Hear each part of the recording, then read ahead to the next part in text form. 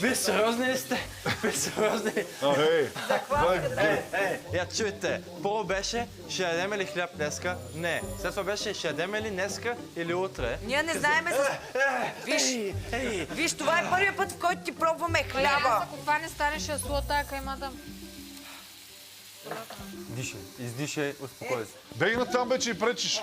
Бягай от тук. Ти постоянно идваш върху нея. Брат, Буле къв гледа.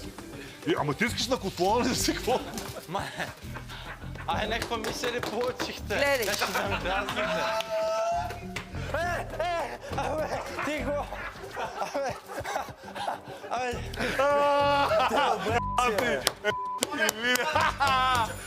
Нал Пачино Скарфейс, би го снимала, не О, не мога, човек. хляба ми е до там, бе. остави, моля ти се. Разруха в кухнята, да се казва.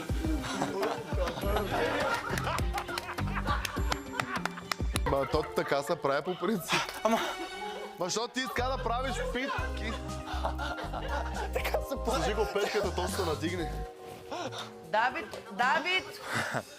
спокойно, нищо не е Той трябва да станало. се накълца Нищо не е домати. станало. Нищо не е станало. Нищо не е станало. Айде, Да стане ли нещо след малко? Прибиха му тестото. Много Не дей професионално, да таковаш Давид. сега. Както се реши така, майната му стига. Това нещо е малко за всички и няма да има и кой да си вземе. Всичкото трябва да го сложим. Верно ли? Добре, ако не искаш да си го даваш, ще замесиме ново.